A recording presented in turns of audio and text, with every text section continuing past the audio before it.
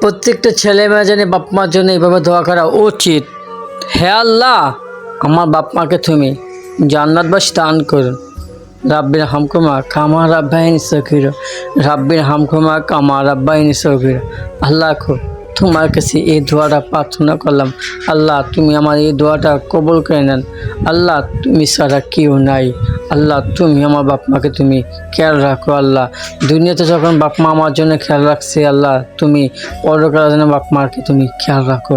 আল্লাহ, তোমার কাছে আমার একটাই চাওয়া, আল্লাহ বাপ মাকে তুমি ভালো পথে রাখো। আল্লাহ আল্লাহ বাপ মা জানে সন্তানকে জানে একটা কোরআন হাফেজ বানাতে পারে, এমন তৌফিক দান করো। আল্লাহ, আমার মতন জানে একটা প্রত্যেকটি বাপ মা জানে সন্তানকে জানে এইভাবে কোরআন হাফেজ বানাতে পারে। আল্লাহ তুমি দান করো। আল্লাহ, তুমি ছাড়া কেউ না দুনিয়াতে। আল্লাহ আল্লাহ তুমি আমার একমাত্র। আল্লাহ তুমি আমার সব। আল্লাহ তুমি আমার সব।